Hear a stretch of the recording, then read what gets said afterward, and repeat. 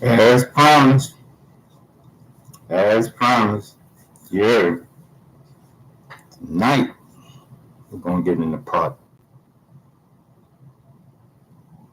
3, the rub. Yes, sir. Tonight we're gonna get into part 3, the rub. This one gonna be good. It's gonna be very impactful. I'd like to welcome y'all in Troubled Waters Podcast. I'm your host, Sharky. Yes, sir. We got a good one tonight. Got a good one tonight. Hmm?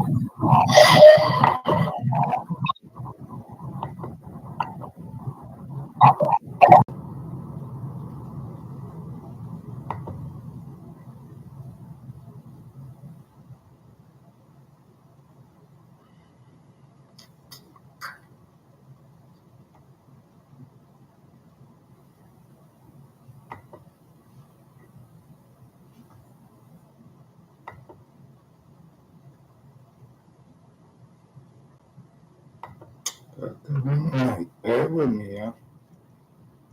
Bear with me, y'all know I'm just kind of getting my bearings on here. Give me a second, I'm gonna pull it all together though for y'all. Sure is. Sure is. Definitely a shocking day. It's a shocking day. Like I always say, when it's in the water, it's in the water. It's in the water.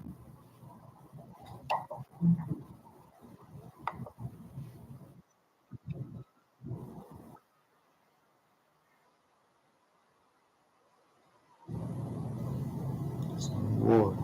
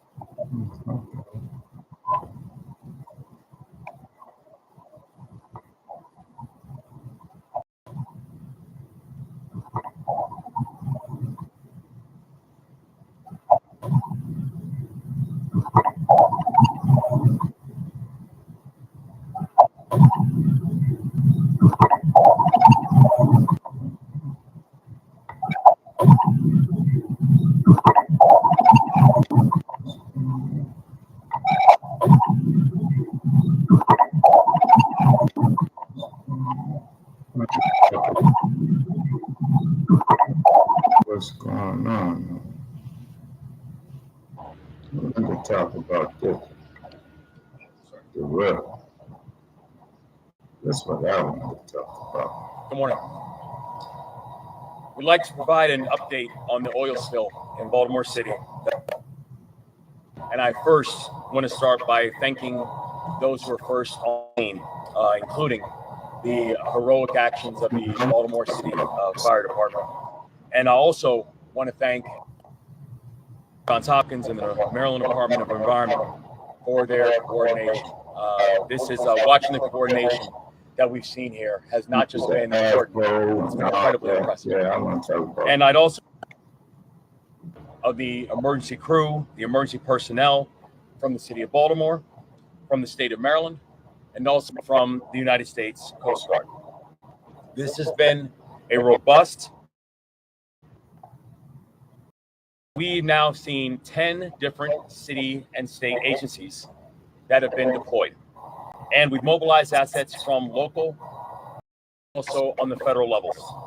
And Mayor Scott and I were on site yesterday with our partners to manage and monitor the response efforts. And all the response teams have moved in close coordination with each other. And for that, we are deeply, deeply proud and grateful. Emergency personnel worked through the night to help contain the situation. We have seen over 100 personnel literally worked through the night to make sure that we had this situation under control and contained. And there's one thing I've learned about this team that I stand with, that I'm standing with here, is that also in the military, I learned that that you develop a muscle memory with your unit. And I think all of us had that experience yesterday, where we were snapping in place and getting into work. And I'm grateful to have this team to my flank in this work. This is a team that has done hard things before. This is a challenging assignment, but this is also a team that in challenging assignments and challenging times does not flinch, and we are grateful. We know how to move fast. We know how to move together. And we know how to keep things under control. And the Coast Guard and their contract, the Coast Guard and the contractor are using oil absorbent materials and skimmers that feed into a 4,000-gallon pump truck. That also includes, in addition to the over 100 personnel who have worked through the night, that includes the fact that we have 3 skimmers out here, we have 6 vac trucks, we have 1,000 feet of sweep, and we have 600 feet of boom already deployed. And as of this morning, we have no evidence to suggest there is any impact on drinking water in the area. Now, despite that, I do want to be clear that we still have work to do. And we ask that all Marylanders are using alternate routes away from Harbor East and allow the emergency personnel to do their jobs. Avoiding the area will help to ensure that our emergency personnel can make sure that they can get this mission accomplished efficiently and effectively. Enforcement officers will be on site to help with traffic during peak hour travel time this morning.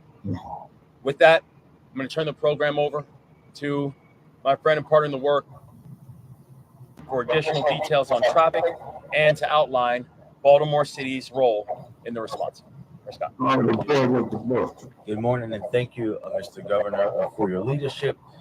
I'm sure, as everyone can tell, this is another all hands on deck response. As the governor said, there isn't a better team to do this than the folks standing with us. We have a muscle memory, and everyone has been through a lot together. But when you've been through a lot together, you can accomplish a lot together.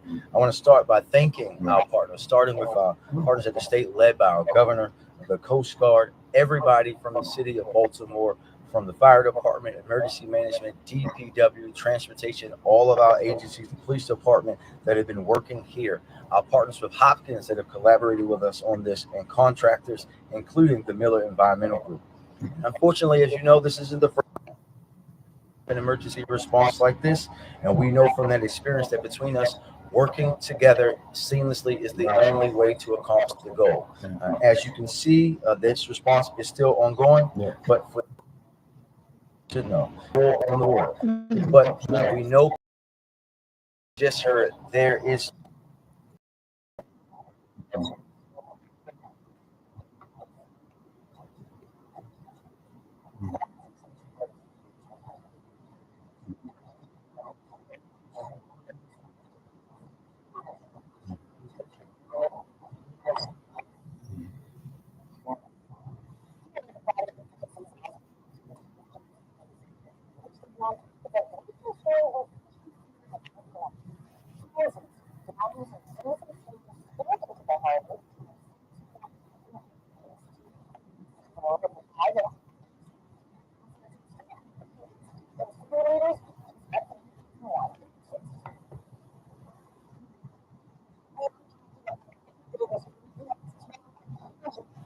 fuel being poured right in here to this waterway. I will say progress-wise, I don't smell that as much. So we do know that crews are underway here making the still here today. We know that some of them were even working here overnight. 100 personnel actually working out. But I do want to point out, around 9:30 yesterday morning, we learned that Johns Hopkins Hospital alerted the fuel spill. 2 diesel tanks from Johns Hopkins Hospital's third-party vendors overfilled and caused an overflow of diesel fuel. 2,000 gallons of fuel ended up spilling into Harbor East. Now, cleanup started yesterday, but the focus right now is to flush the water. The fire chief says they brought 3 skimmers to remove oil floating in the water, but now the goal is to open fire hydrants and flush the city storm drain system. Take a listen to what Mayor Brandon Scott and Governor Westmore had to say earlier this morning.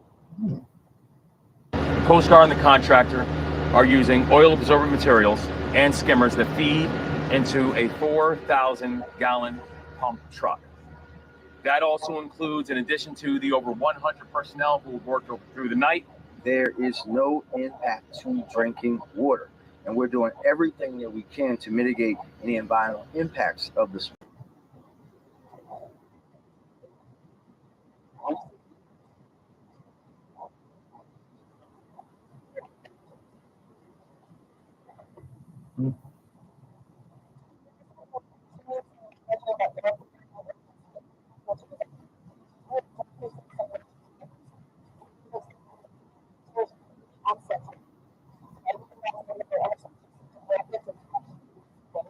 Alexis Davila on your corner for WJZ.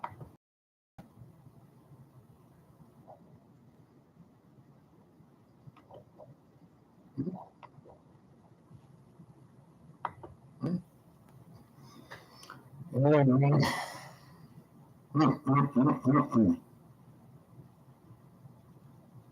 Trouble, man, boy. Like I always say, man, when it's in the water, it's in the water. You know? Really, what I really wanted to talk about was the rub.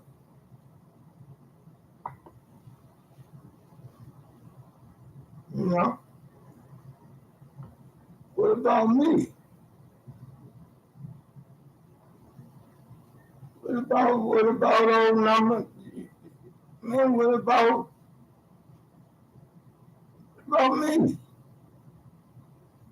And, you know, working through the night and the muscle memory and all that like that there, yeah. Yeah, man.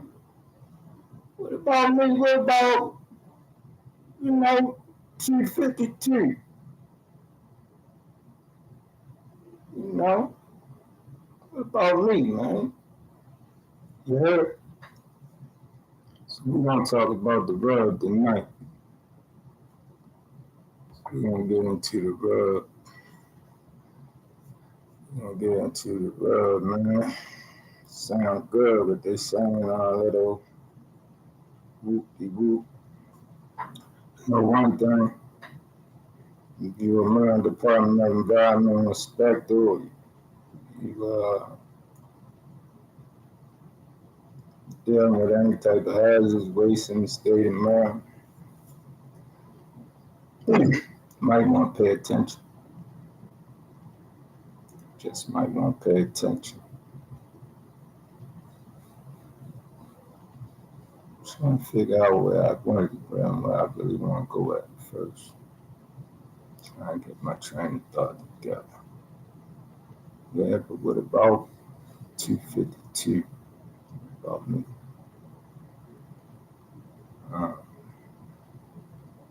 Definitely gonna talk about the rub.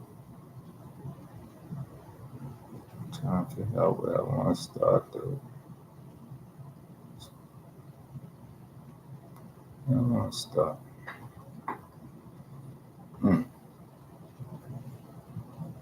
Guess probably should start. Let's see.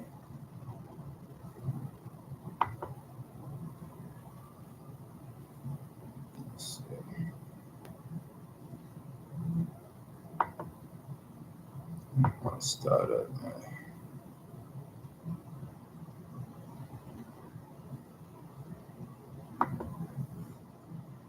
Stop.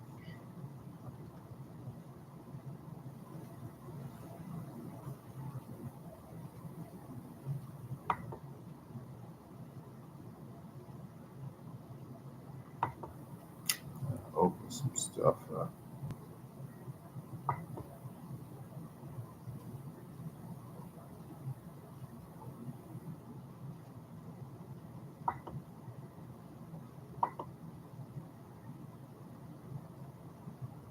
Let's start right here. Saying, I mean, so, because he said, this sound familiar. That should sound familiar to you. Uh-huh. Yeah, that should sound familiar to you. Huh?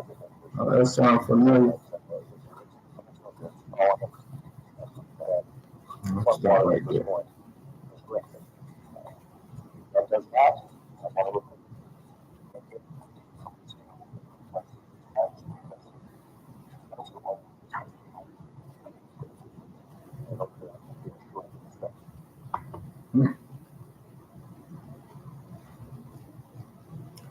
That's kind of how I look at the Affordable Care Act. Healthcare without effect on that's all it is. I don't care without effect. So like I said, we're gonna get into the red. I want to know what about me. So much writing. Let's start with a quick tutorial. I'm gonna go out of here real quick. Pull this up for y'all real quick.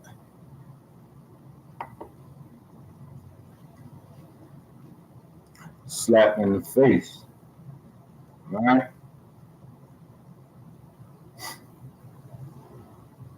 January 2023.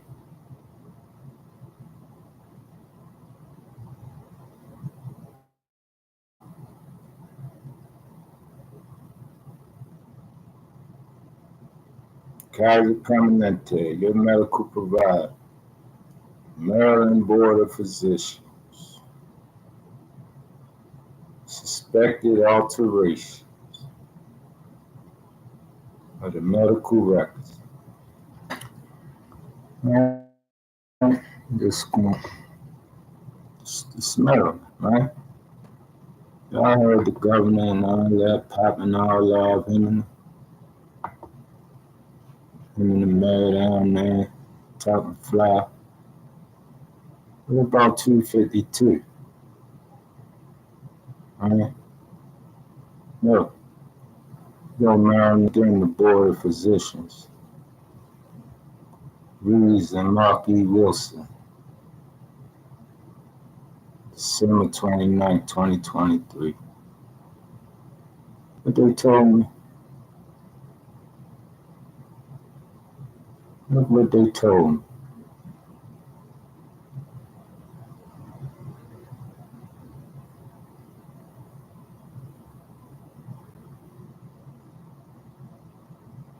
What did they tell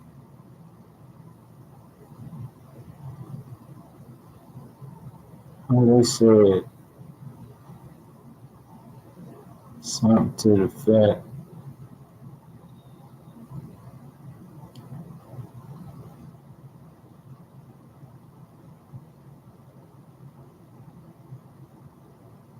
after completion of the investigation is what they said, a disciplinary panel of the board determined that there was insufficient evidence to charge Dr. Wilson with a violation of Medical Practice Act. The case is now closed. Ain't that something? You heard all that slick stuff they was talking down there at the harbor, right? What about 252? Huh? I heard all that slick stuff they was talking on there at the harbor, all y'all firemen workers out there. How y'all work through the night, dangerous, and we got the Coast Guard out here and everybody else. And all that like that there, right? Mm-hmm. Take a look at some stuff, man. Let's take a look at the rug. What we doing tonight? We taking a look at the rug. Where I wanna go? Oh, hold tight, man. We taking a look at the rug.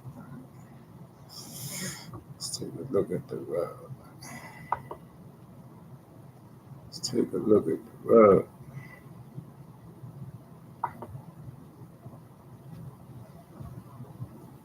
Mm-hmm. Trying to learn my way around, so y'all guys are quick until I get it, but I'm gonna give it to you. I'm gonna give it to you. You guys take a look at the rug. Peep this. Let's do this. Let's do this.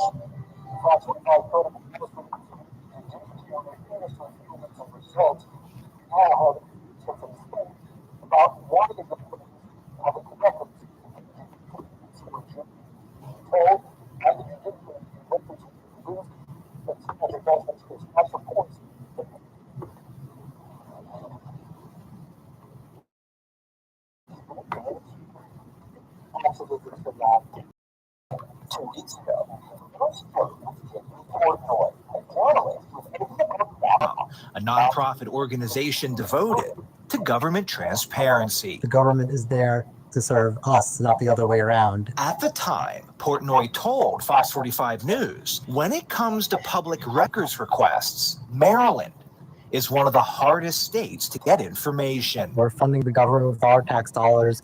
It's supposed to act in our interest. But Portnoy says that does not appear to be happening when it comes to this public records request filed by Project Baltimore with the Maryland judiciary. For months, the state was telling Fox 45 the records we requested were being produced and would be released. But we have now learned that was not true. Any attempt to cover up something the government doesn't want us to know Don't goes say. completely against the purpose of government existing in the first place. Project Baltimore, on January 9th, 2025, filed this public records request with the Maryland judiciary, seeking to obtain the rulings issued by all juvenile court judges in Baltimore City going back to 2018. The request was later expanded to include all 24 jurisdictions in Maryland. We want to know how certain judges rule in juvenile cases, especially involving sex offenders. According to the Maryland judiciary's rules, it has 75 days to fulfill a records request. So in March, we began asking about the status of our request. At first, we were told the judiciary is still processing your request and needs more time. In April, we asked again with a similar response. Your request is still being processed, and the judiciary needs more time. In June, the judiciary explained it was developing an appropriate format to produce the requested information, and we received an estimated date of delivery of July 4th. But when that day came, no records were produced. Then, after 183 days of waiting, on July 11th, attorneys for Fox 45 would sue the judiciary. This week, we received this letter explaining the judiciary closed our request because it requires the creation of new judicial records, and the judiciary is not obligated to create and then produce the records you seek. Think about that. The judiciary led us to believe the information we requested was being gathered. We were told the records were being produced. But then, shortly after, we threatened to file a lawsuit because the state was in violation of its own rules. Suddenly, we are told the records cannot be produced and our file is closed. And that's a big problem. That's why we need much stronger public information act laws in Maryland. The judiciary explained it is currently building a separate data system that will eventually better assist in responding to requests like Fox 45's. But why were we told that the records were being produced when it appears they were not? We believe taxpayers deserve answers. So we requested an interview with the Chief Justice of the Maryland Supreme Court, Matthew Fader, who heads the Maryland Judiciary. We have not yet heard back. Do you think the Chief Justice of the Supreme Court should address this issue? I would think so, right? The public needs to know that they can trust in their judiciary not to hide information from the public. Many juvenile court judges in Maryland are elected. But based off the judiciary's response to us, no publicly accessible records exist to see how juvenile court judges rule in juvenile cases. How can voters be expected to vote for judges when no information is available about how those judges rule concerning juveniles? That part of the story in the coming days. I'm Chris Pabst, and this is Project Baltimore. I'm Chris Pabst. Thanks for watching.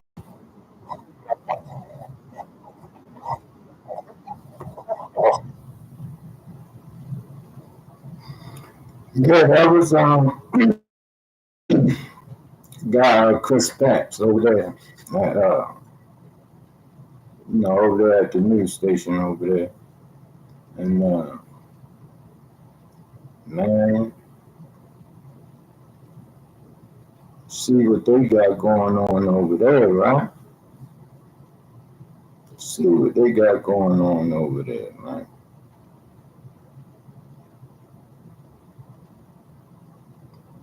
Now you want to put that up against everything I got going on, huh?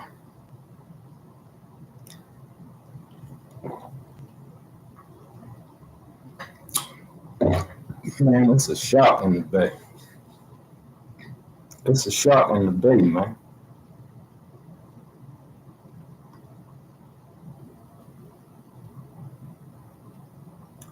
The guy is the rub. What you looking at? Good old fashioned rub.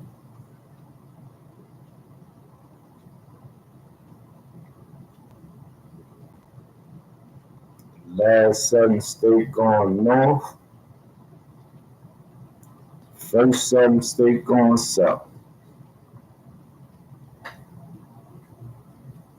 That, you know what it is when you're standing on a Dixie. And if you live in the Fourth Circuit, you better know the law.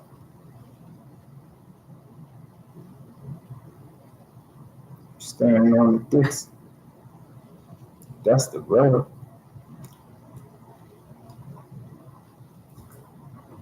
But it's a shot on the bay. Let's get to it, man. So yeah, all that old, this nice guy, they be giving it to you, man. For real.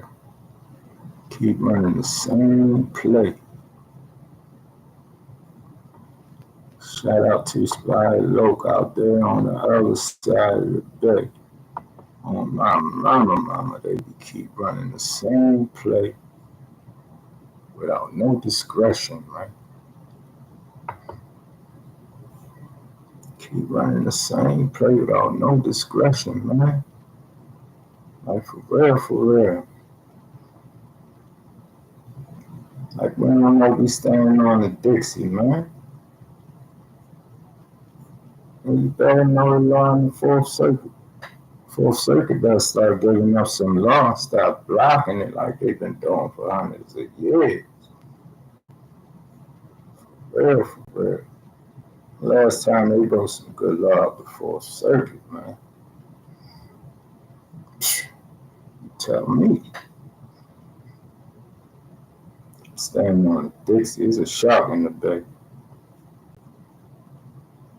Better know the law if you live in the full circle. I don't want to take them out, man. On my paper.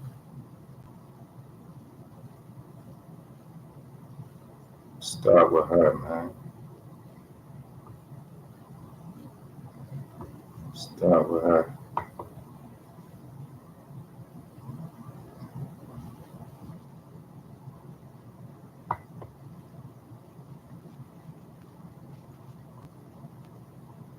See what she got to say.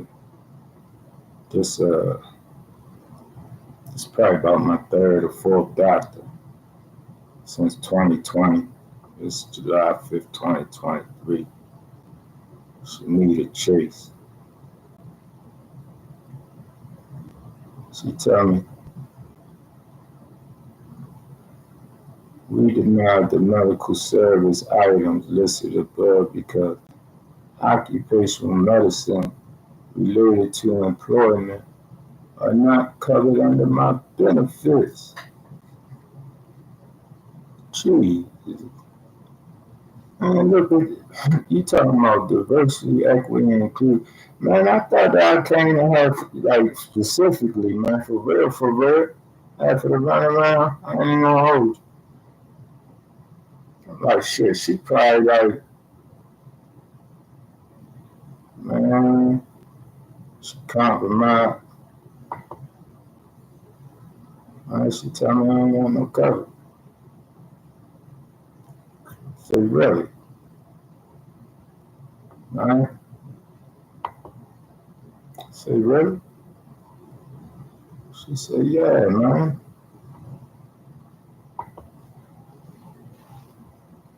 I said, oh, let me call the Maryland Insurance Administration there. Let me contact them. Seems to be some type of misunderstanding here. Right? I'm contacting your office seeking a resolution as to my insurance cover. Kaiser Permanente of Mid-Atlantic and members of my care team continue to deny occupational medicine. As I have conveyed and verified, Kaiser Permanente is a member of my care team, tampered, altered medical records, created fictitious charts, reviewed after visit summaries. The Maryland Department of Health contacted Kaiser Permanente 12/08/2022. The Maryland Department of Health ordered my medical records to be amended, and that 314 pages of my medical records could no longer be noted. Kaiser Permanente is very much still in violation of their order. Kaiser Permanente has not acted in good faith, deliberately inflicting upon me conditions of life calculated to bring about my destruction, either in whole or in part. Kaiser Permanente has impeded my legal representation by not releasing my full medical transcripts when requested by attorney, only released in March 3rd, 2023, and that I have been stuck at Kaiser Permanente since 10/2020. Man, who they playing with, man? Who they playing with?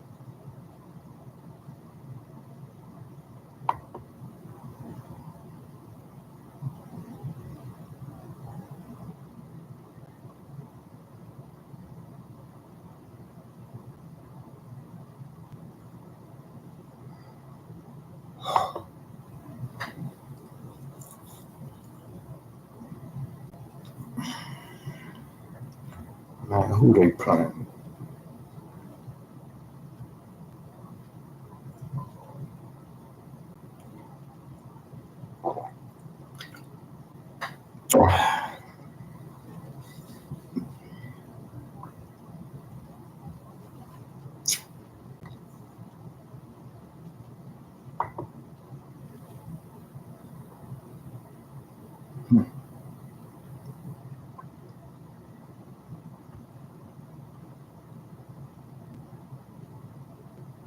Oh, y'all want to hear what they said? My bad.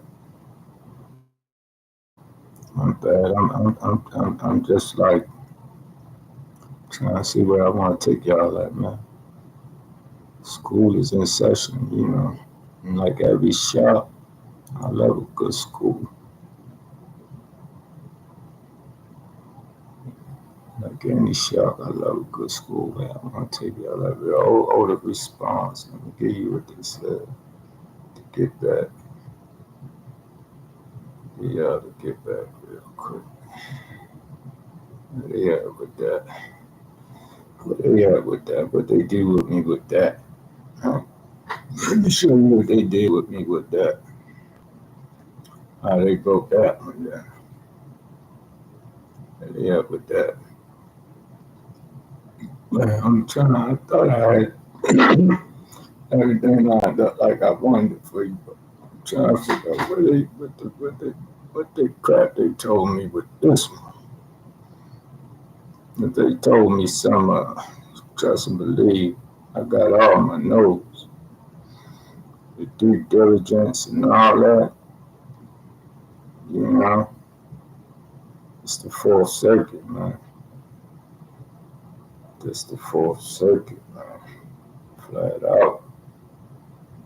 What they say? Oh, here they go, right here. That's what they told me. That's what they told me. Something to this effect. Something to this effect. The Maryland Insurance Administration had completed its review of your complaint against Kaiser. This health plan, Medicare HMO, that means it's part of the federal, see what I'm saying? The federal Medicare program. You know what I'm saying? So all those federal laws being like this, the Fourth Circuit, man. Even though it uses private HMO because it's part of Medicare, it prevents, check this out, because it's federal, it prevents the state law from being applied to claims of denial. Therefore, we're unable to help you. But you get a look at that, man. So learn to say, man, because it's federal, man. We can't do nothing for it. Right? I say, huh? I say, yeah, it's federal, so we can't do nothing for you. Like that there. I said, man. Right? I say, man, they got a lot going on. Got a lot going on over there, man. Yeah. That's what they told me. The Maryland Insurance Administration said, health plan Medicare HMO program, private HMO because it's Medicare. Federal law prevents state laws from being applied to claims denials. What? Man, somebody should have been running this up to you, Fourth Circuit. Man, what? Hold up. So, but this don't even matter, but I'm just saying, that's like, come on, man. So they said something, right? Because it's federal. The state can't do nothing with it. Cool. All right. I'm not like that. Right? I'm looking at it like that. Wow. But you know me, it's a shark in the bay.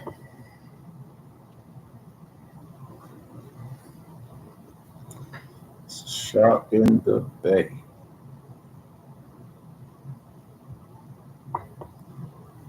Yes, it is. Yeah. So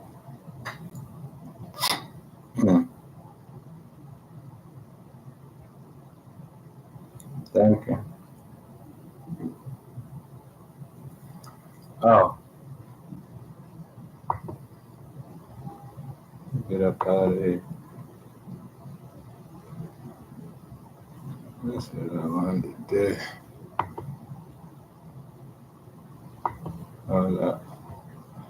Oh, so yeah. So he told me it was federal, so they couldn't help me and all that, like that there. So that's from the Maryland Insurance Administration. So not only did the Maryland Insurance Administration hit me with that, right? They took, all right, they wanted to follow it up with that. Give me a sec, I can get this up there for you. Yeah, they wanted to follow it up with this right here. This letter is a response to your Kaiser Foundation Health Plan, Mid-Atlantic States, filed by me, right? And review of the members' coverage. With health plan, the members' coverage providers Medicare Advantage plan to which respectfully asserts, oh boy, that the Maryland Insurance Administration would not have jurisdiction over this issue case. So they're both saying that this, in essence, that the whole situation is federal. So Kaiser is saying that the situation is federal in essence, and so is the state of Maryland Insurance Administration. But the thing to take note of, though, the real, none of them said I ain't gonna have no insurance like Dr. J said that.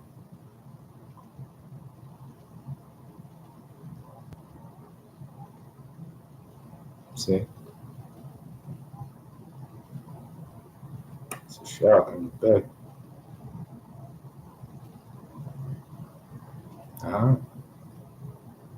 They said it's federal.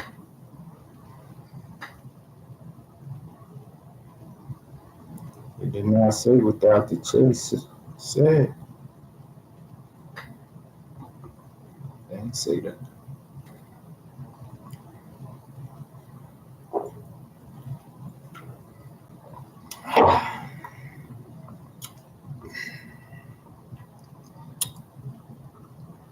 Right. I don't even know who they are. I know.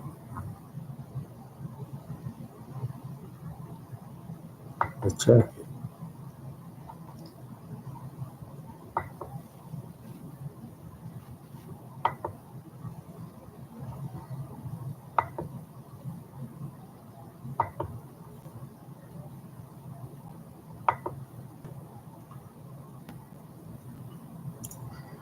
I had already tapped into them anyway.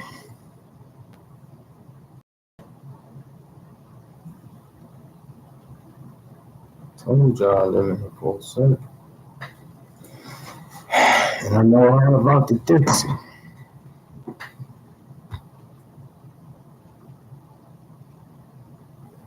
So yeah.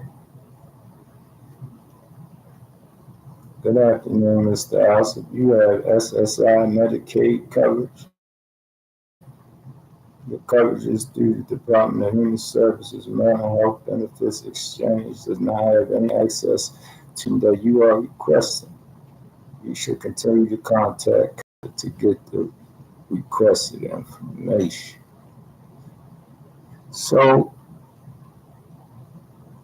I got Medicaid and I got Medicare. Both of them is active.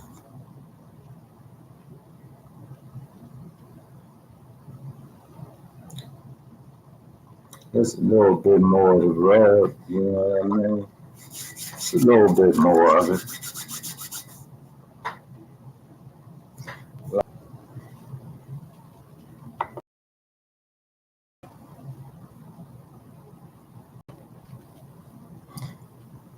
They didn't say what Dr. Chase said they said. What she said. I mean, They ain't say that.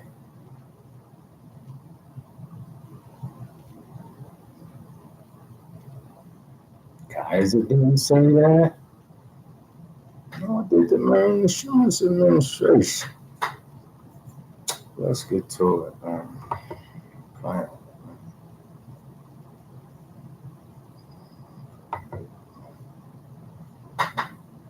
Right. So they shoot me that foolishness.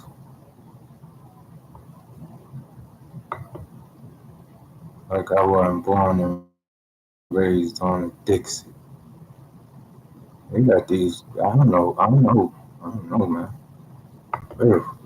It's a shocking bit. I asked them for some emergency medical relief. Straight out the bed. Man, I need what we talking about here? Got all that, mind you, I still got all that slick stuff together, and old boy with the butcher was up there on that waterfront talking about too. I still mindful of that though, but let me share this with y'all though. I'm asking for some emergency medical relief. Hello, Bassett. My name is Jack Alsop. I come to you by way of Paul, who I understand to be unavailable at the moment. However, in light of my complaint being a criminal as reported, it is paramount importance for me to escape such care and abuse that has been perpetrated upon me. I've been 4 years and suffer from mental health issues resulting from lack of proper care, mistrust remaining under the care of those who have hurt me demonstrably and recklessly, and reckless disregard of my safety. While I'm under the care of Kaiser Permanente when your office understands that I have insurance, the nefarious collusion between the members of my care team, HMO, has placed me in perpetual danger, and I am struggling with mental health as a result. The Clean doctrine, that principle that a party-owned inequitable misconduct precludes recovery based on equitable claims or defenses. The doctrine requires matter for which they seek a violation is described as having unclean hands. The clean hands doctrine is evoked when a party seeking equitable relief or claiming defense based on equity has violated the duty of good faith and has acted unconsciously in connection with the same subject matter as which they claim the right to relief. Right? So I'm telling them here and say they don't got no, this right here, that's what I'm trying to tell you.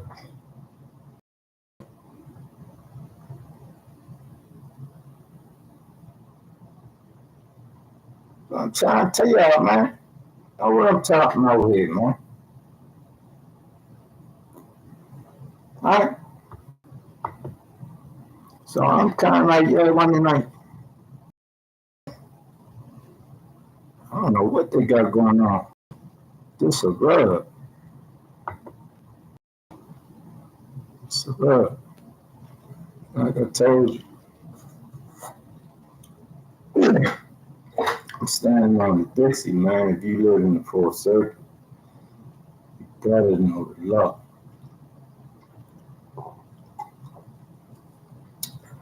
Dirty part about the rub, they still don't try to get it to you.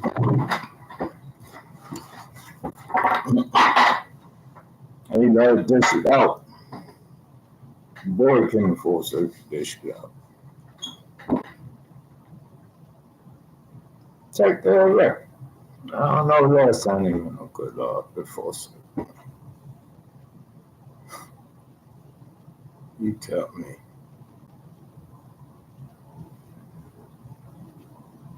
No, you tell me. But it's a shock in the Bay, though.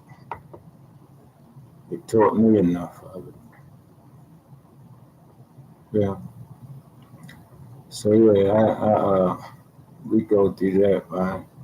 Then we'll check us out on the flip side. let these people too mad. I'm gonna let them too. Alright? I'm gonna let them too. While I'm mad. You get to these people too mad. I'm like, man, we're gonna talk about this a little bit more later too, this piece right here. Like, I'll take a look at this right here. This is me contacting the State Commission on Civil Rights, right? We're gonna get to this a little bit. I got something for this. Well, anyway, right? I contacted them. Gave them aids. Oh, here they go. They check right here. The Maryland Commission on Civil Rights does not have jurisdiction on the map. Maryland is like, what the So they're saying nobody got jurisdiction. Dr. Chase said though. And then I'm saying said that. So I now said what Dr. Chase said. So that's that was the Maryland Commission on Civil Rights. They said they can't help because they ain't got no jurisdiction. And I said, damn, that's interesting. Right. So after that, right. After that, I said, okay, I did that. Then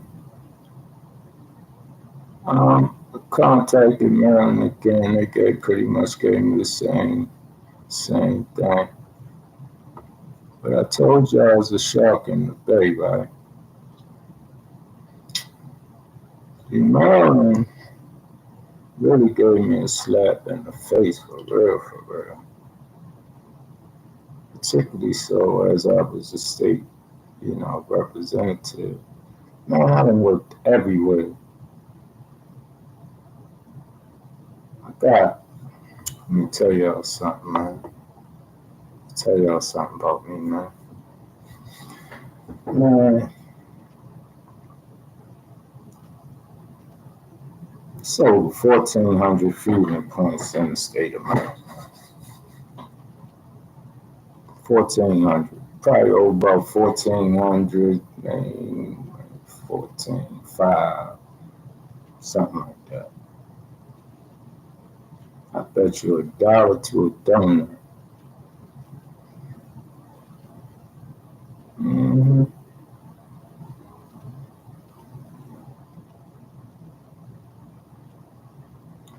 I inspected over 90% of it. One, I probably go as far as saying, man, for real.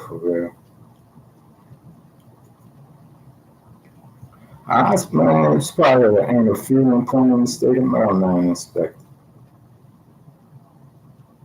Man, I'm talking about from, you name it, man, from Wild Island all the way to the Alleghenies, man. You name it, right?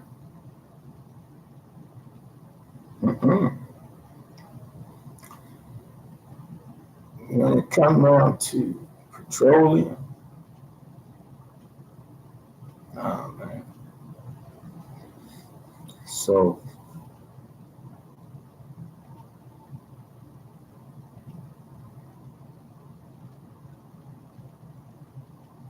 I don't know who they think they're playing with.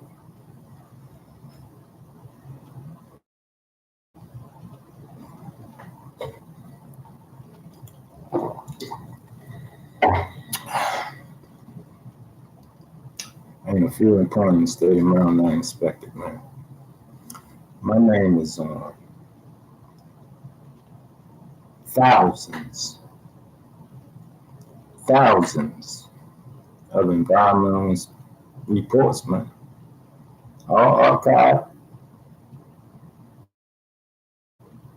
Thousands of them.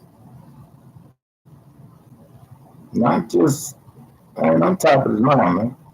Not just no, nah, NASA, military, space. I've been in a lot of places, did a lot of work, man, for the government. Everybody, man. I think people play my records like this, man. I ain't supposed to say nothing. Man, y'all got y'all, man. Yeah.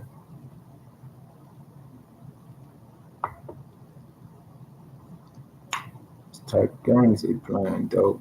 Like I said, if you out there, you're an environmental worker, you might want to pay attention to what I'm teaching. So, get to that point with them. What else they come up with? They got stuff, man, with them. Let me see something. Let me see something. Let me see.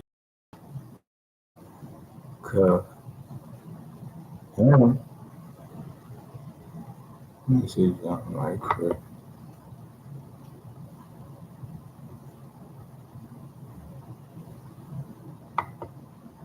Let me see something. Hold on. Let me see something. Yeah. Let me see something right here.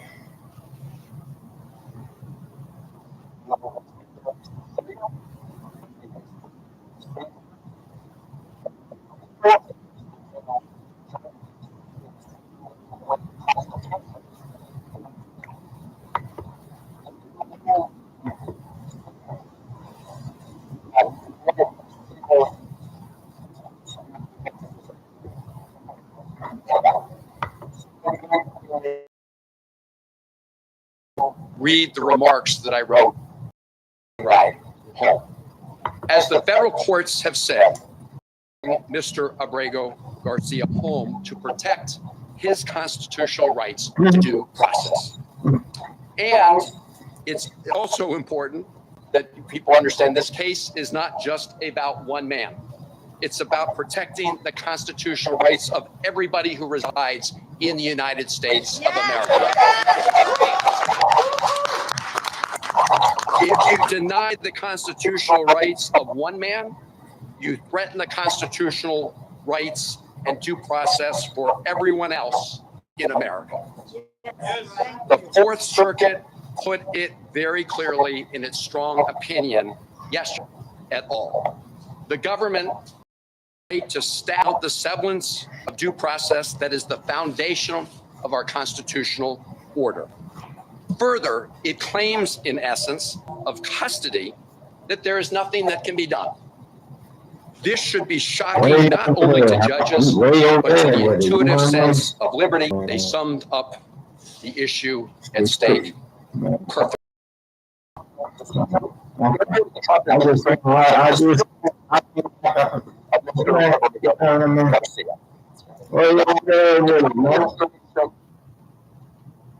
Way over there with it, man.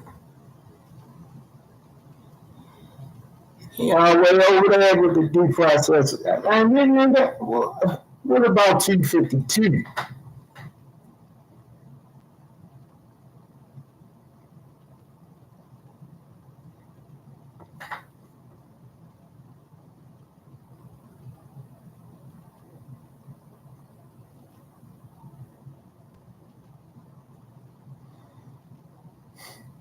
And I don't even really know where I want to take y'all, man. How long I've been having y'all, man? How long?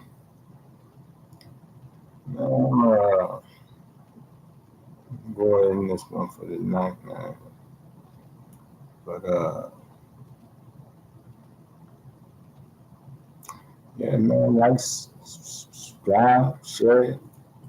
Looking for an attorney. I got a GoFundMe up there, too.